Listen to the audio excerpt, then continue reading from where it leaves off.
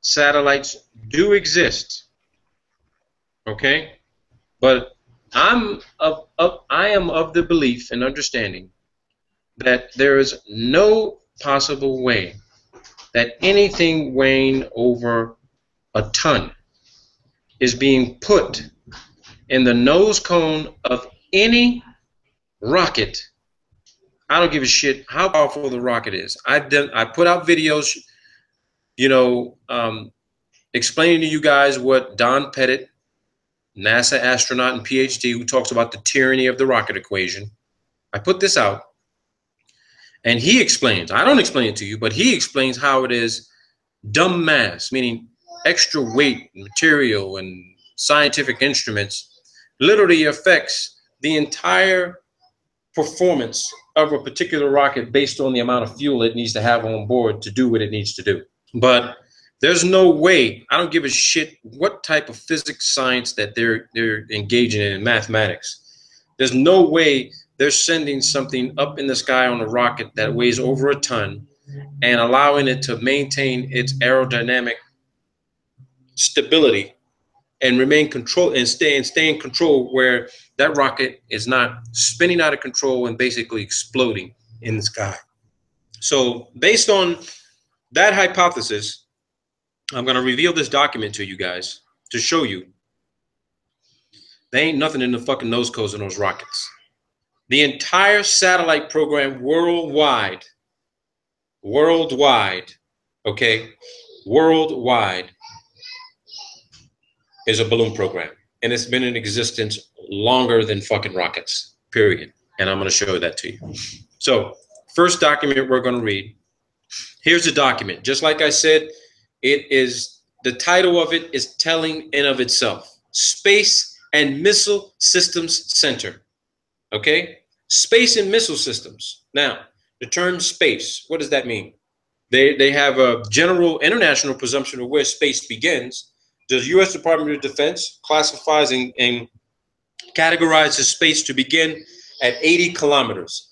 That's about 262,000 plus feet above the surface, center surface of the Earth. That means the flat plane surface that we live on.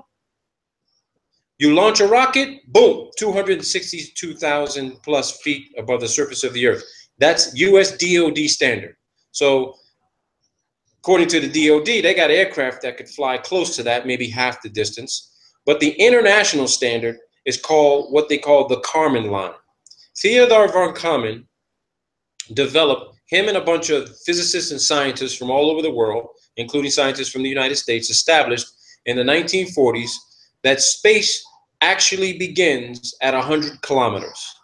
For those in the United States, that converts to 328,082 feet above the surface of the Earth. Okay, that is where actual space begins. Now, what is space? We can have several definitions of what space is. We don't fucking know. They're still studying it as we speak. So space definitely, that at that altitude, even at DoD standard, we got a serious lack of oxygen and all of the components and pressure and environments that are consistent on the surface plane of the Earth. Okay? So in space, you have limited to almost zero aerodynamic control, astronomic control. You need some sort of vehicle that has to travel at ultra high speeds, beyond, well beyond the speed of sound, which is 760 miles per hour. Okay? It has to be traveling at high speed, you know, for it to maintain any sort of aerodynamic stability and function and control at those altitudes. So, Space and Missile Systems Center. This is an interview with Lieutenant Colonel Harold E. Mitchell for the Corona program. Now, let me dive about the Corona program. The Corona program, okay, the Corona program is still a top secret program. It was a program launched by the National Reconnaissance Office in conjunction with the CIA. It's equipped with some very advanced optical equipment and photographic equipment to conduct mapping and reconnaissance intelligence gathering capabilities, okay? So I have that document pulled up here for you guys that we're gonna reference. We're gonna need that program. So this is a letter actually drafted August 21st, 1964, regarding a Corona mission. Now, I need you to understand this. There were several Corona missions. So this is the importance behind proving that this satellite was never launched on a rocket. They had several missions. This satellite was put up on a gondola balloon. It did its thing for however many days or months, and then it was captured by a C-119 multi-engine turboprop U.S. Air Force cargo plane, specially outfitted to capture this thing to capture it using some sort of tailhook type of device. Okay, so I'm not going to read this entire document, but there's specific sections of this document we're going to address, so I can prove to you guys that satellites are not floating around above 100, maybe 100, 200,000 feet.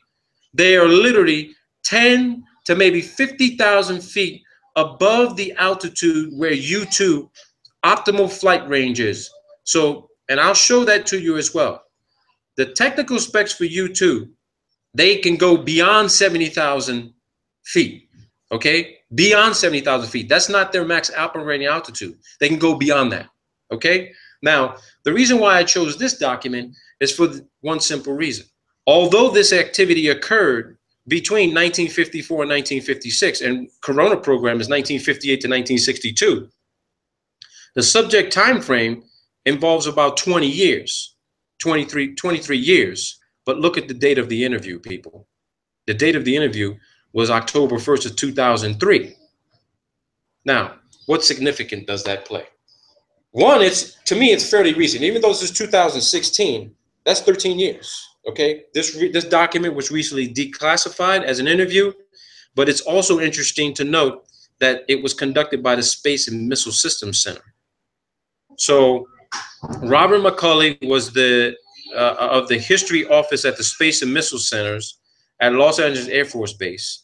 So this guy is going to interview Lieutenant Colonel Harold E. Mitchell of Missouri over the telephone about his experiences recovering Corona satellites.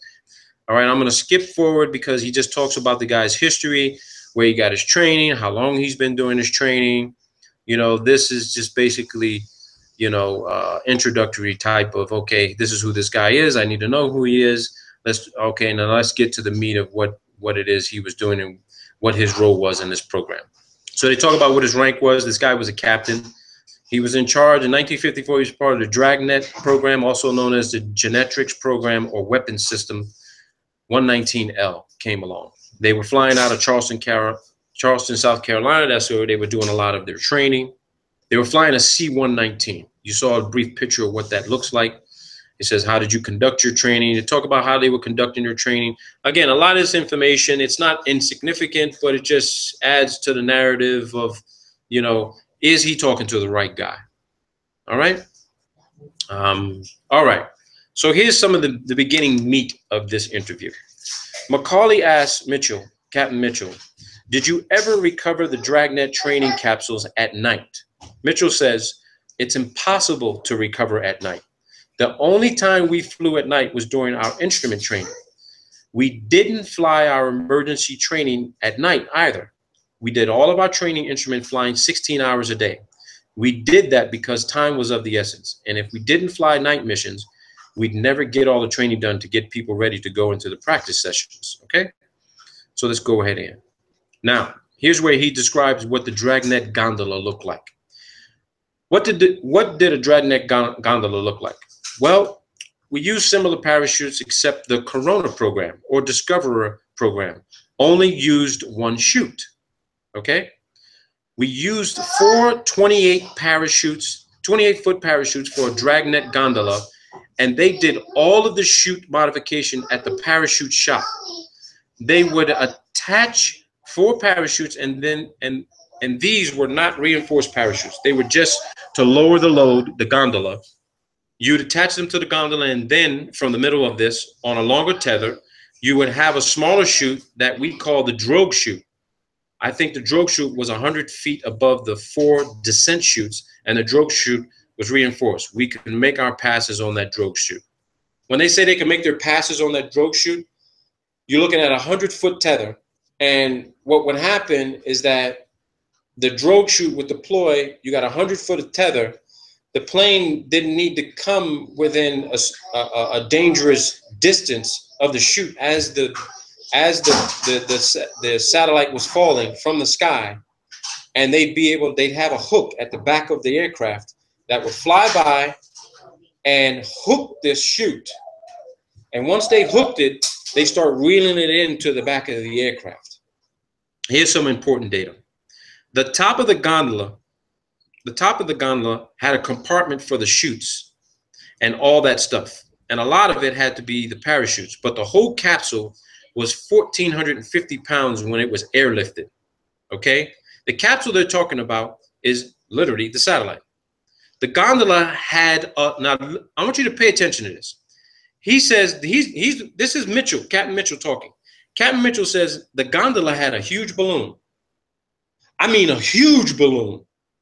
You could see it at 60,000 to 85,000 feet.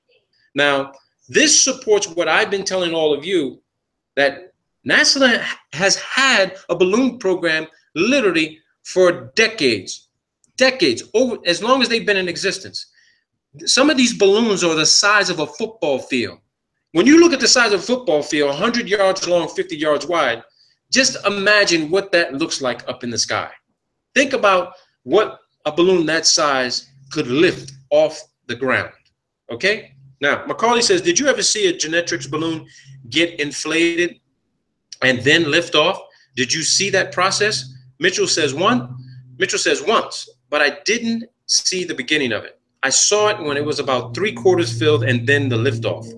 Now, this was only in the training phase of our operation in the summer of 1955, and that was done in Denver, Colorado at Lowry Air Force Base.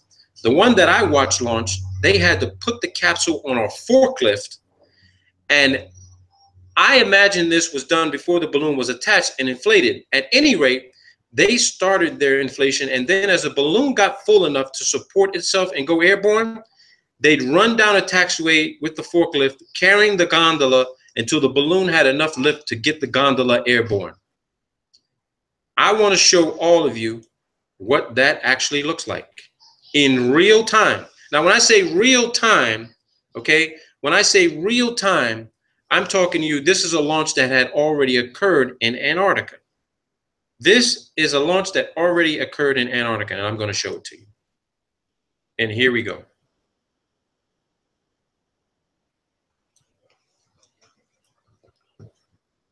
I just read this to you. This balloon launch took place in Antarctica, and it's an 8,000 fucking pound telescope satellite. There goes the mountains in the background. Here's a visual description of what I just read in that document.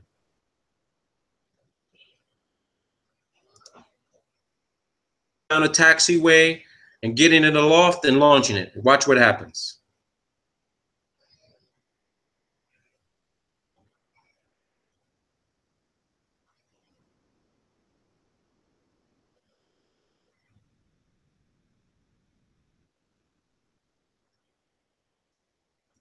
If you like apples, how you like them fucking apples? That's 8,000 fucking pounds, people. 1,000 pounds. That dome on the top is actually where all of the radio equipment is installed so that the C-130, so that a C-130 can communicate with it. It sends off a signal so that when these aircraft are in the air, they can detect the signal while it's up at 85,000 feet, 100,000 feet.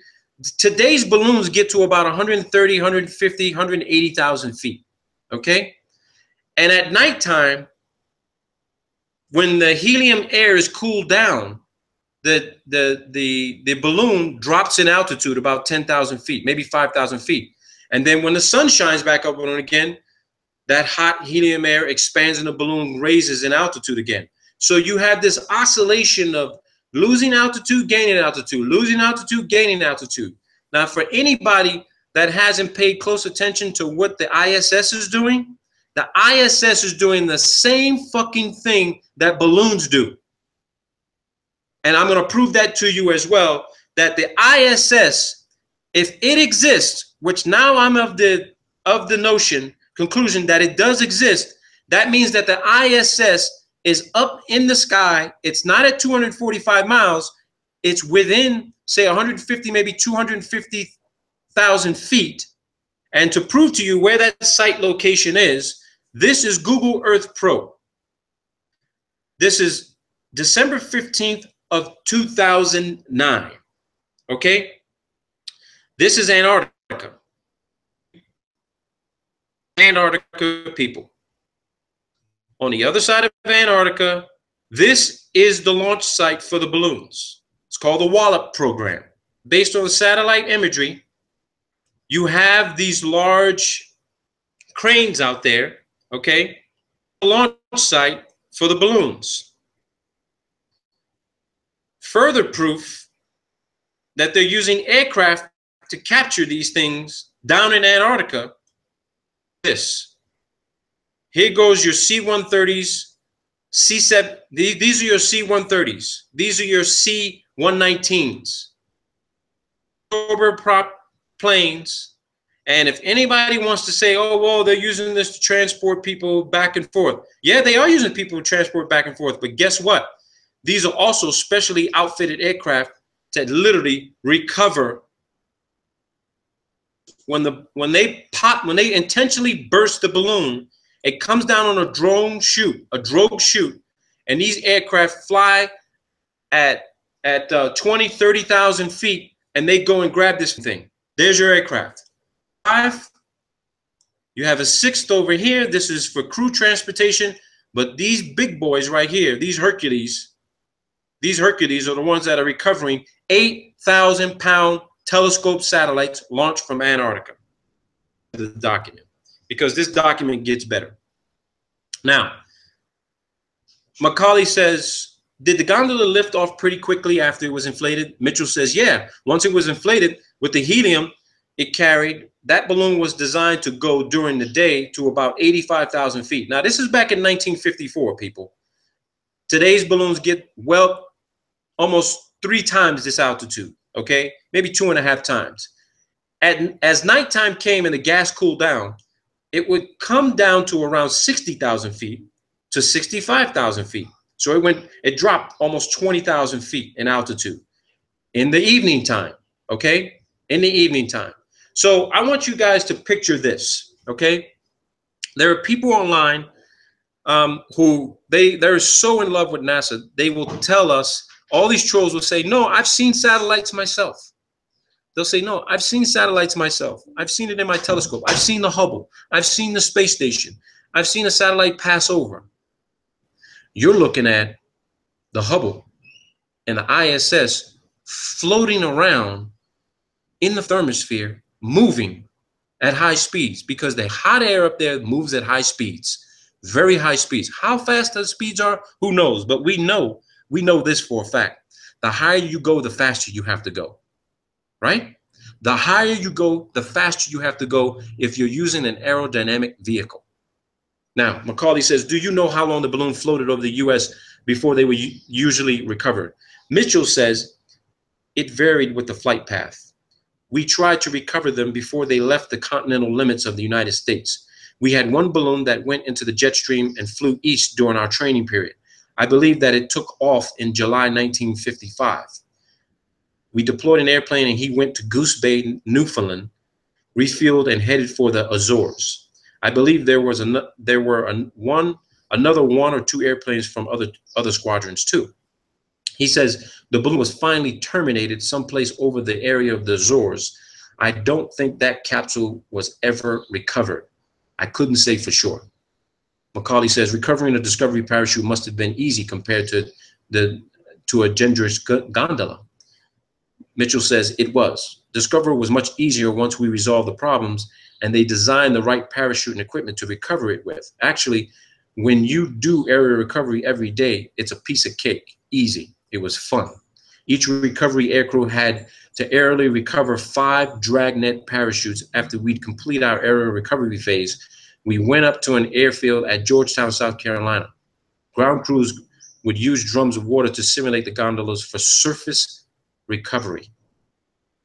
Oh, look what he says here. He says, during the genetics program, we operated under the Strategic Air Command. To show you how important genetics was to the Strategic Air Command, we pilots each carried a letter in our secret folder along with our top secret aircraft equipment. It was a letter from the Director of Operations for Headquarters, SAC. His name was Brigadier General Howard Smith, to the commander of any SAC base where we had to land, that we had the #1 priority over anything else in refueling, maintenance, and getting our aircraft back airborne. Now, why would they have #1 priority to refuel and get airborne again? Let's assess that.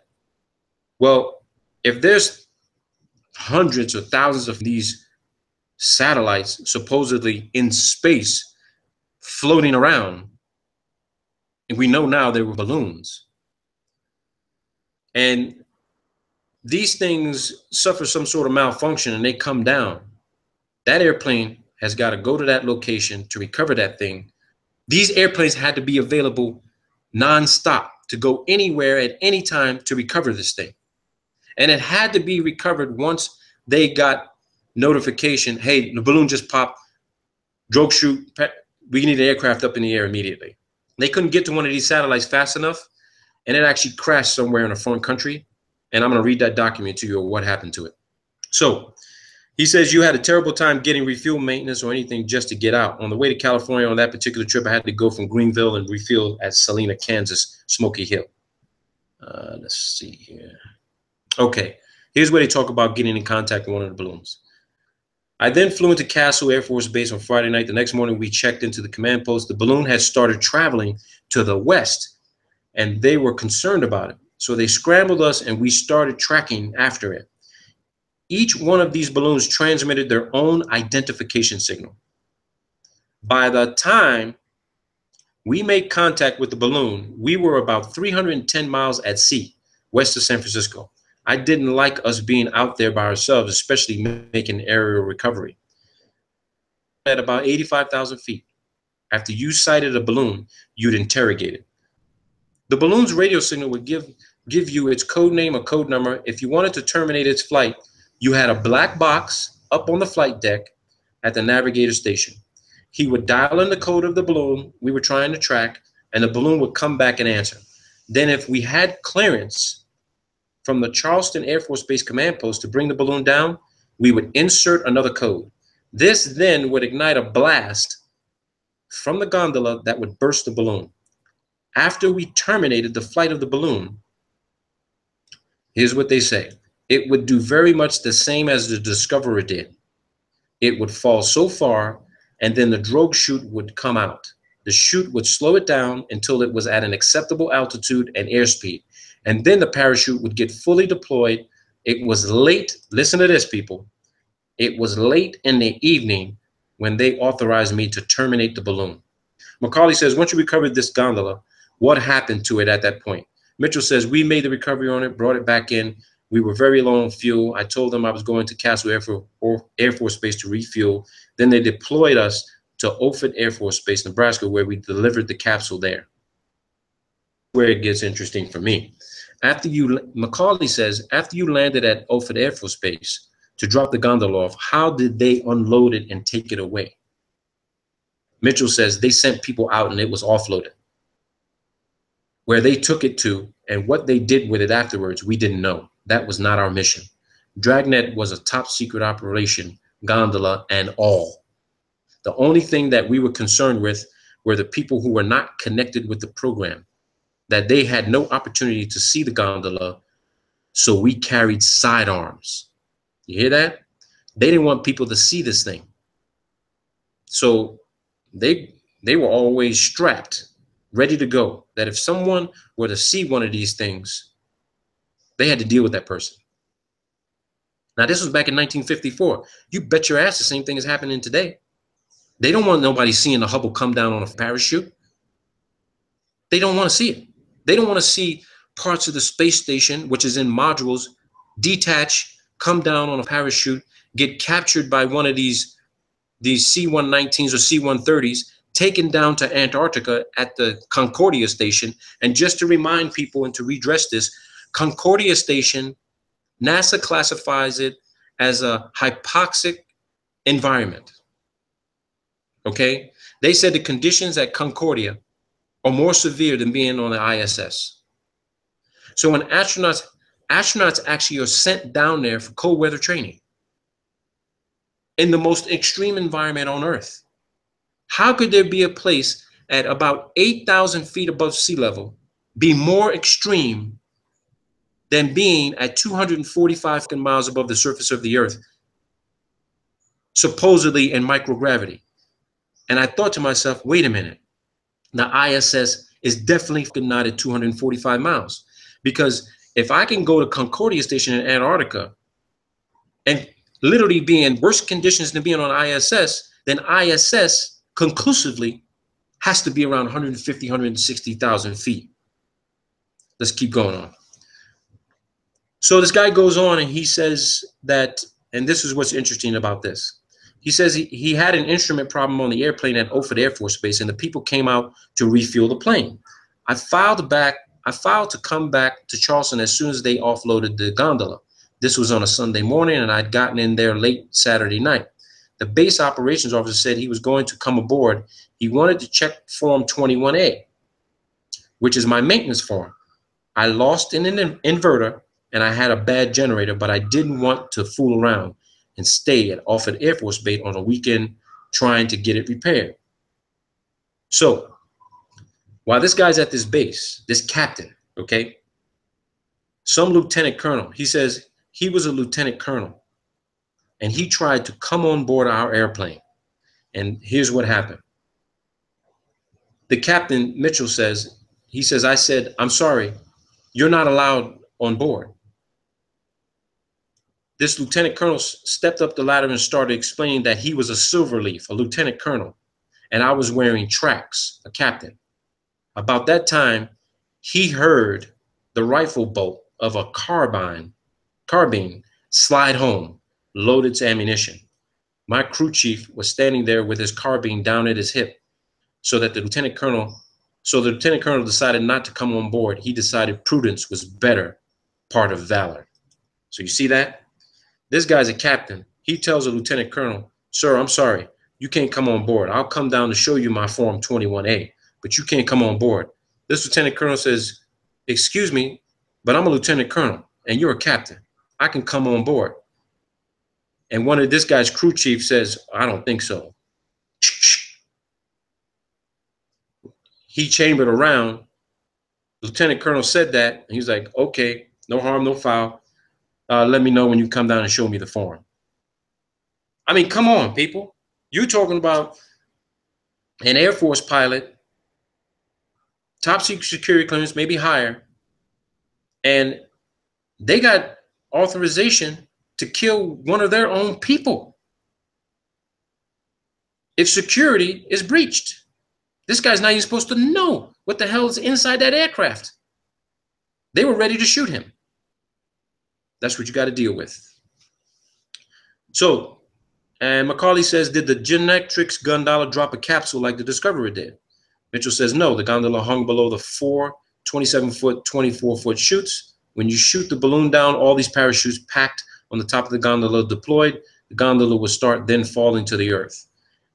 He says, so you recovered the entire gondola. He says, you caught the whole thing. You caught everything except the balloon, and it was quite a load. Error recovery really was kind of a hairy operation because you're flying at such low speeds. We were especially low on fuel that night. We had to fly at about 115 to 120 knots just to keep our airspeed up. And with the beaver tail door open and the recovery poles and cables hanging out of the back of the end of the airplane, it took quite a bit of power using quite a bit of fuel. So again, these guys are recovering things that are thousands of pounds, half a ton or more. They have to fly at low speeds just to capture the damn thing and make sure they don't rip the tether apart and lose the damn satellite. So once they capture it, they got to start reeling it in, and they got to maintain altitude and power, which uses up a lot of fuel just to stay in flight. and then they beat feet out of it and get the hell out of there and take it to where it needs to go. So here's some descriptions of where they actually have these aircraft launching these balloons. He says, once our genetics training was completed and the airplanes were put in top maintenance condition, we deployed to our pre-designated bases in November of 1955. We had 3 squadrons in the 456 TCW, and they split each squadron right down the middle into 6 detachments. Our squadron, we were the 746 Troop Carrier Squadron, and our detachment was deployed to Kodiak, Alaska. The 745th Squadron went to Adak, Naval Air Station, Alaska, and the other detachment was sent to Japan at Johnson, Misawa, Itazuku. Another squadron was sent to Kadena, Okinawa. Our headquarters was at Johnson Air Force Base. They had these everywhere, people. They had them in Germany. They had them in Sweden. All right. They even had some in Russia. So let me see here. I'm going to take you to the part where they talk about the U-2 program, how U-2 actually replaced them. Let me see here. Okay, here we go. They said that night the winds got up to, this is when they were in Alaska, he says the winds got up to 100 miles an hour. It sandblasted the airplane, absolutely sandblasted the paint off of it. About the 1st of April, the U-2 started flying, so our missions were over about the 1st of April, 1956. Okay? I'm going to show you Lockheed's site so we can look at U-2 and do a little brief technical descriptive analysis of U-2. Macaulay says, when you were flying out there looking for gondolas, were you both visually looking for them and listening to your radios for their signals? Mitchell says, we were doing both. In Alaska, the daylight hours are pretty short in wintertime. So they would give us the codes of the balloons that were flying in our area. The navigator would continually monitor the different codes with the ADF, the Air Direction Finder radio. The balloons had ADF beacons that we could come home in on. Each balloon had its own frequency. We would sit there and the navigator would keep scanning these different frequencies that we would get for that particular mission. Now, think about this, people. You have amateur radio operators out there all around the world who says that they can track the signals from satellite communications. Now, I'm not doubting they can track satellite communication signals. But let's be clear. What we've all been led to believe what a satellite is something that is so far advanced and technically incredible that is floating around up there on its own. We see these on videos. We see this on television. Oh, look at this satellite. It's always a CGI photo or video or some sort of artist rendition of what the satellite looks like. It's a drawing. Every single video we've all ever seen, they're all CGI videos and images of satellites. They never show you the thing in real time. Why can't they show you in real time? Because it's not where they say it is. But what is up there is a real satellite, but it's not at the altitude they claim it is. It is giving off a frequency and signature. It is floating in the sky, but not unaided. You only see it at night, and when you see it, it's the moonlight or the sunlight reflecting off of this. Now I know why these satellites have to have these gold and aluminum reflective surfaces, because they are maintaining the lie, fraud, illusion. Oh, look at the satellite up in the sky. You see the sun reflect off of it? There it is. But you don't see the tether. You don't see this dark colored black balloon floating in the nighttime sky. So here's what the guy says. About how many balloons would you be looking for at one time? Mitchell says the number would depend on the balloons identified in a daily mission, frag order, fragmentary operations order. Their codes would be listed. So each one of these balloons has a frequency and a code. This guy's saying, I think it was 10,000 feet the beacons would continue to function. We thought that they went down and were in the snow in the Brooks Range or some of the other mountains up in Alaska. He says, did your unit tell you the purpose or the mission of the genetics while you were doing this? He says, yeah, we knew. The balloons were launched from Norway. Look at this, people. The balloons were launched from Norway, Denmark, West Germany, and I think some from Turkey. In the winter, February of 1956, there was an article in Time magazine about the Russians complaining about our overflight of the Soviet Union with these balloons. Holy shit, people. I mean, really. The Russians were complaining about the US flying over the Soviet Union with balloons. The Russians were complaining about overflights of the Soviet Union with balloons. They had any number of gondolas stacked in the Sperodonivka Palace driveway of Foreign Ministry. Molotov. It was just unbelievable. He had many of them. What they're describing here is this. The Soviets ended up capturing a shitload of these fucking balloons the US was sending up in the air. And they would literally send their aircraft up to capture them and bring them down. Now, you got to think about this, people. This is absolutely mind-blowing. You're trying to tell me that we've been spending trillions of dollars for over 60 years for a satellite program they claim is going up on a rocket, and it's just a balloon you can buy from a hobby shop?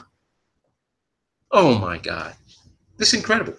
An interesting fact, the airplane I flew during the Corona program had many recoveries of balloons than any airplane in the 456 wing. It was flown by Captain Slaughter Mims. And I think Slaughter recovered 3 balloons near Japan. He got more than anyone else. Slaughter had a lot of success. And he's describing the same aircraft that this guy flew. Okay? Here you go. This guy, Macaulay, says, how successful was the Genetrix program? Mitchell says, none of the pilots associated with the project was ever permitted to see any of the genetic film that was recovered. The film was stored in the vaults at Air University at Maxwell Air Force Base, the last I heard. I was at Air University Film Library in 1957, and I asked if I could see the film, but they wouldn't let me because I didn't have need to know about it. Outwardly, I understood that it was a fair success. We knew more about the Russians than we would have without Genetrix. It wasn't good enough to continue with in conjunction with the U-2. It was like the U-2 wasn't as good as Discoverer. I have a document and a study on Genetrix done by a gentleman up in Minnesota. It gives the number that was recovered. A lot of the gondolas went into the water and were never recovered. They had a saltwater plug in them that dissolved when the plug came in contact with the water and eventually sank the gondola. That's what they say. That's what they say. Now, get this. Macaulay says, did the public ever see the Genetrix gondolas and think they were UFOs? Mitchell says, I never heard of any reports of that nature, if there were any. There could have been. I don't know. You know, it's been so long since that operation. I don't recall any newspapers that might have said that they were UFOs. I know you could see the balloon. Listen what he says. He says, I know you could see the balloon very easily from the ground. It looked, here you go, people, smoking gun. It looked about like a silver dollar during the daytime because you couldn't see anything attached to it. You see this for yourself, people. He said you could see it from the ground, and it looked like a silver dollar during the daytime because you couldn't see anything attached to it. So, for all those naysayers out there that claim they've seen the Hubble, they've seen the ISS, they've seen other satellites and shit floating around in the sky, think about this. That reflection that you see with the sun reflecting off of the aluminum surface or whatever type of aluminum, whatever type of shiny reflective material they're using for these satellites,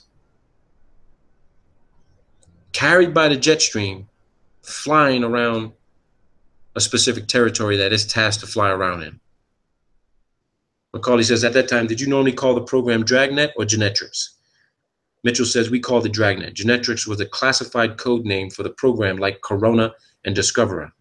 Dr. Alvin H. Howell was the brains behind the balloon program. There you go. They lost one of these, okay? They lost one of the Corona satellites on a balloon, okay? This is a letter written to the Deputy Director for Science and Technology at the National Reconnaissance Office, okay? This was released, declassified and released by the National Reconnaissance Office November 26th of 1997. in accordance with Executive Order, I think that's 12958. Subject, Corona Mission 1005 incident. This memorandum is for information only. Corona Mission 1005 was launched on 27 April into orbit. Orbit.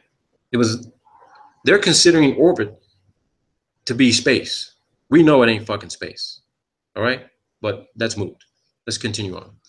Recovery attempts commencing 2 May were unsuccessful. Attached here too is a chronology of operational reporting received on this mission. Number 3, on August 5th, OSA received word from its security representative at the Air Force Base, Los Angeles, that a satellite capsule had been reported as coming down near the Venezuelan-Colombia border. The actions taken by OSA upon receipt of this information are detailed in a separate attachment. As a result of the investigation by the OSA in conjunction with the Caracas station and the embassy attaché office there, the following facts are noted. Listen to this. August 1st. First word was received by Caracas Army Attaché Office of finding of a capsule at La Fria, 500 miles southwest of Caracas in a remote region of the Andes. August 3rd. Reconfirmation of capsule finding made by telephone call to Caracas Embassy. August 4th. Representatives of the embassy viewed capsule at San Cristobal, to which it had been moved by political police. First press stories appeared. August 5th, capsule flown by host government to Caracas. August 6th to the 10th, capsule held by Minister of Defense of Venezuela. All right. August 8th, team from headquarters arrived at Caracas consisting of a security officer and a technical officer from the OSA office and a technical officer from the National Reconnaissance Office. August 10th, capsule turned over to embassy, examined, and reports made by the headquarters team. Copies of pertinent cables on technical and security aspects attached. August 12th, security officer scheduled to return capsule to West Coast. August 6th to the 12th. For the record, it should be noted that on Thursday, 6th August, a request was made by the CIA to the NRO to convene a meeting of the Interdepartmental Contingency Planning Committee to assess the problems, coordinate procedures, and assign responsibility for responding to any news media queries which might arise. Now, what's interesting about this, they noticed there was a label that there was a secret label on in satellite. It was marked secret. They removed that classification from it. This is regarding the history of satellite reconnaissance, volume 2A, SAMOS. Remember that name, SAMOS, okay? The SAMOS satellite, because here's what I'm going to take you to next. This is the list of all balloon launches from the Esrange Space Center in Sweden. Okay? Now, let me take you to the Swedish Space Center. And here is the Swedish Space Center website. This is the Swedish Space Center. And as you can see, they have balloons and rockets, payloads. This is their website. This is their website. Swedes, the Swedes, okay? It's the Swedes. Here's their space center. They do balloon launches.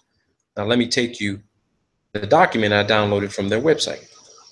Now, this is a list of balloon launches from the Esrange Space Center starting December 9th of 1982. Remember that term, SAMOS? You can read these documents for yourselves. We don't need to keep going through all this stuff together. I put a lot of this shit out for you people so that you can see this. You see they talk about weather satellite program, mapping satellite program, realignment controversy, new directions in satellite reconnaissance, okay? But let me take you to this document, which is very important, from the Swedes. This is not US oriented. I got this from a foreign country, okay? So you look at some of the launches. These are balloon launches, people. These ain't rockets. It says it, list of balloon launches. There's going to be some things here that you may see that are going to catch your eye, all right? Because I want you to look. You see the campaign, you look at the payload, all right? You got campaigns and payloads. And we're not going to go through all these codes, but you're going to see something that's going to catch your attention. All right? We're going to keep going through this. All right? Keep going through it. You're going to see something that's going to catch your attention, that's going to blow your mind. You see this, people? What does that say? Mir. That's the Mir space module. February 24th, 1997. Here goes another one.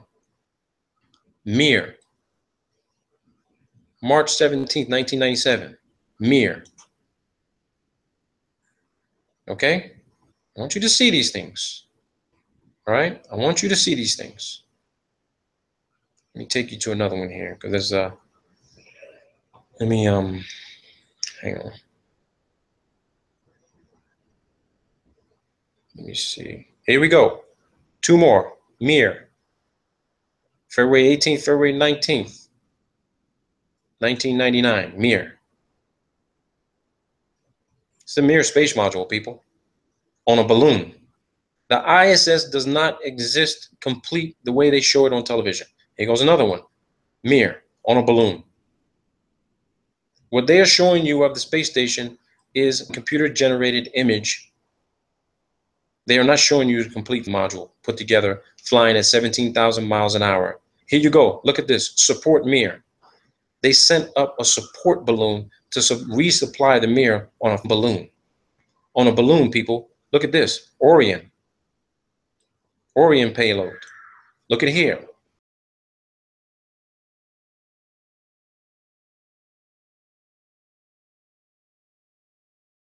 Inmarsat. You want to know where your satellite phone communications come from? A balloon, people. A balloon. I'll supply this document to whoever wants it. Here we go. Inmarsat test. Balloon.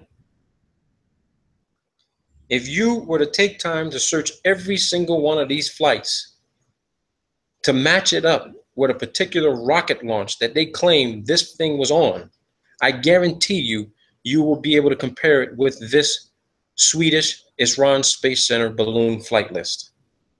Balloon flight list. Balloons, people. That's your program. It's always been your program. Look at this. Mir short duration. Mir VLD. You got two VLD. Look at here. More Mir. This is in 2002, people. 2002.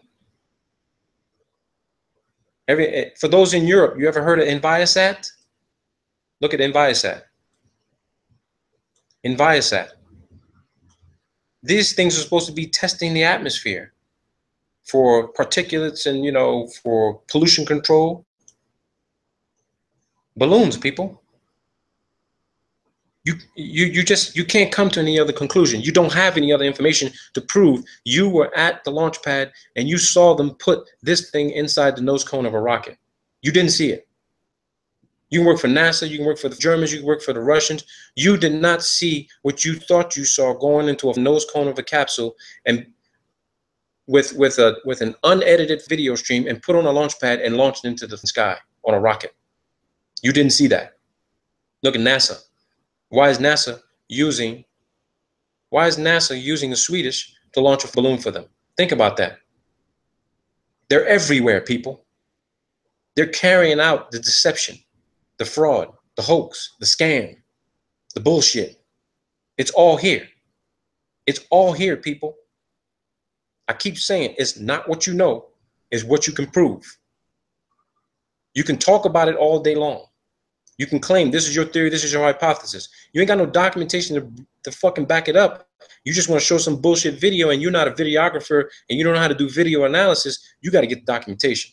And here's the documentation right here. NASA, 2011, LAD, ESO, high wind. Just check these out. Because I have. NASA, 2003, 2013, Sunrise 2. Look at that. Balloon. Balloon, people. That's a complete list. It goes all the way to 2014. 2014, people. 2014. There you have it. There you have it, people. I don't know what else to tell you. I really don't know what else to tell you. Check this out. Just check this shit out. Check this shit out. Another satellite being launched from Antarctica. Check this out. You're going to love this one. That's Antarctica, people. Remember how we saw that circular launch pad? The bulldozer is smoothing out the ice and snow. Look at this. Just wait and see. Watch this.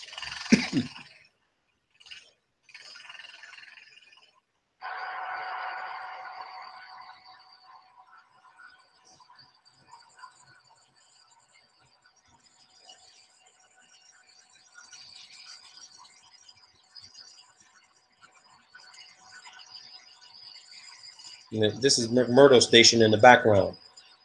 McMurdo is right back here. They have line of sight to this airstrip.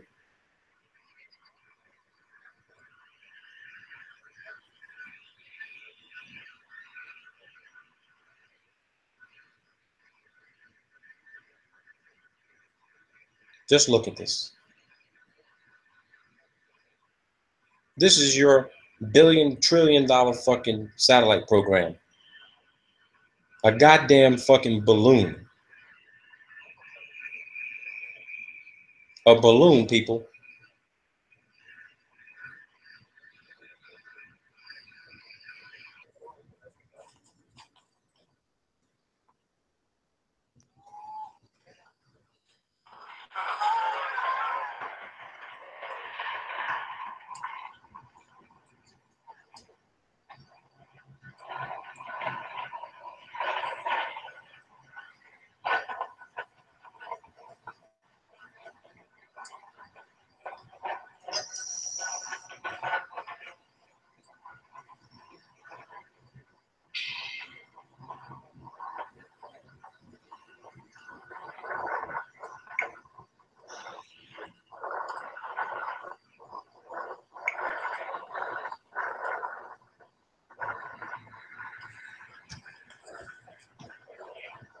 There goes fucking $20–30 million on a balloon.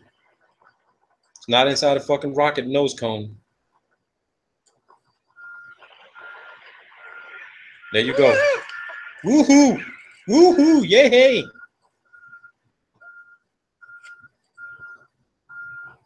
Now you want to know what NASA is spending all that fucking money for? On helium? NASA has spent a shitload of money on helium. So you got to ask yourself, what the fuck is all that helium for, right? You think, okay, maybe it's for the vacuum chamber. They're doing all kinds of testing. No, bullshit. That fucking helium is for their fucking balloon program. What else would you use fucking helium for? What would you use helium for? You use fucking helium to fucking float. It's at 18,000 feet right now. Come on, people. This common sense. This common fucking logic.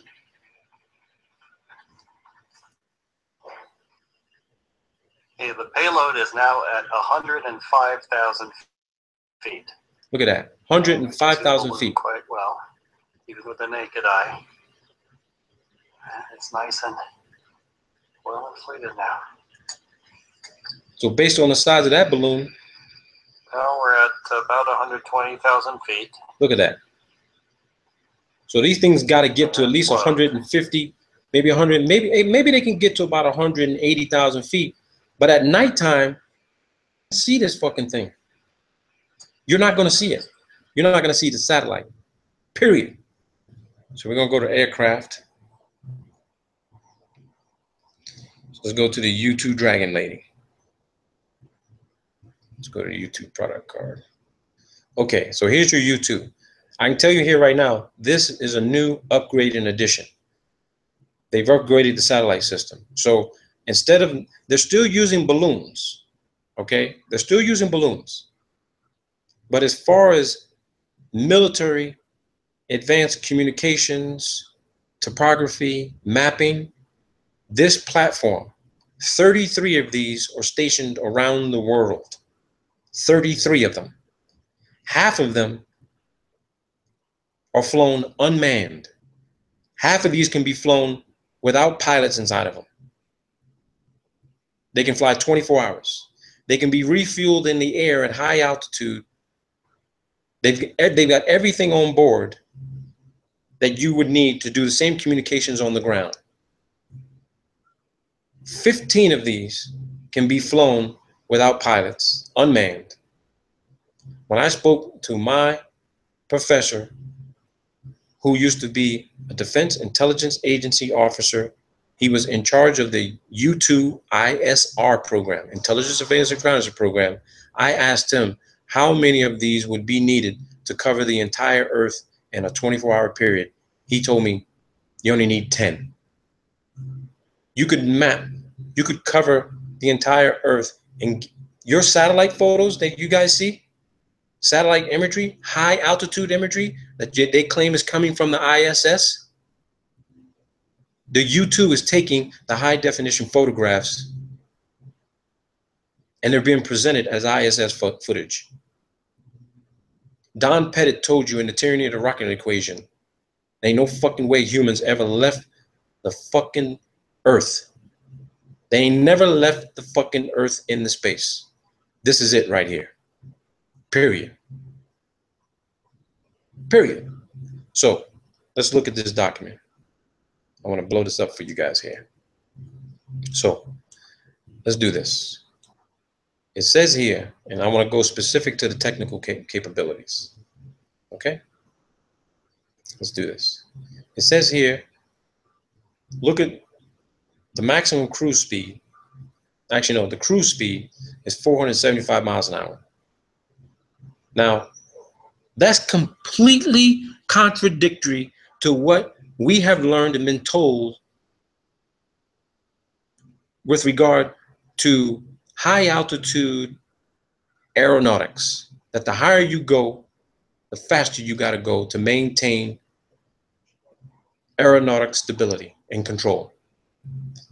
But it seems here that the cruising speed for the U-2S is 475 miles an hour.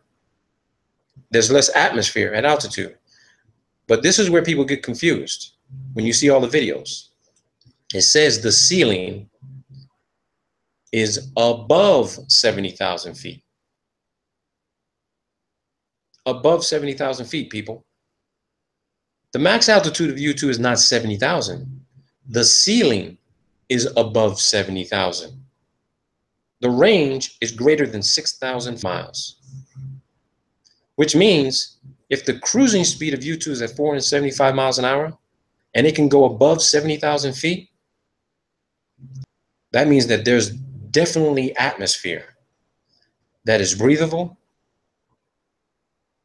You can operate in it above 70,000 feet. And you use less fuel at 475 miles an hour above 70,000 feet. This is the cruise speed. Maximum weight, 40,000 pounds. So would you think maybe possibly they could put some sort of advanced optical scope on this bad boy? Because the Hubble was 27,000 pounds. Maximum weight of this is 40,000 pounds. So how much advanced imaging and communications equipment you think you can put on this platform? It's twice the mass of Hubble, flying at above 70,000 feet. Here it is right here. And look at the price. Here's what's interesting to me, the coincidence, people. The Hubble, they claim, cost $1.5 billion. The Hubble, 1.5 billion. Look what it says here. The recent 1.58 billion in system upgrades includes sensor upgrades, improves radar, multi-spectrum imaging and signals collection, sensors and data links, a new F-118 GE 101 engine, improves range and altitude, lowers operating costs and reduces weight by 12%.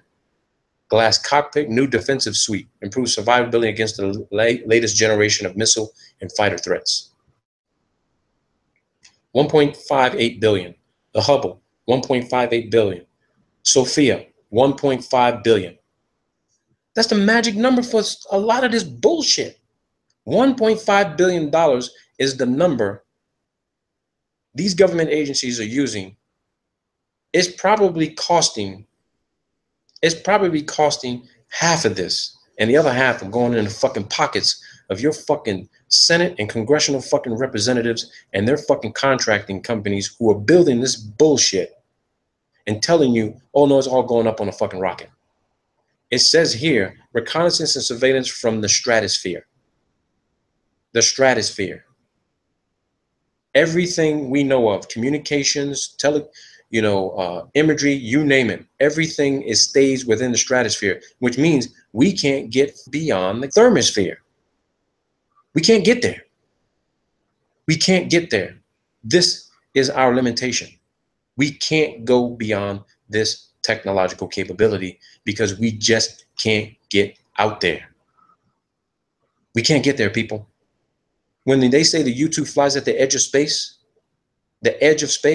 I'm sorry to tell you, the edge means you're maybe within 5,000 to 10,000 feet of the Kármán line, which is 328,000 feet. How the hell could you be up in the U-2, be on the edge of space? The edge of what space? You mean the next space, which is from the stratosphere, is the mesosphere, and then the thermosphere? Because maybe they're on the edge of the mesosphere. Or they ain't close to the thermosphere because it's too goddamn hot up there. It's in excess of 500 degrees Fahrenheit. You honestly think that this aircraft will be able to withstand those heat temperatures? Look at the SR-71. They tried to take it up there, and look what happened to it. I do believe we have to fly faster the higher you go, but we can't do it. It's that simple. It's that simple. To me, it's that simple. It really is, people. To me, it's that simple. That's the presentation, people.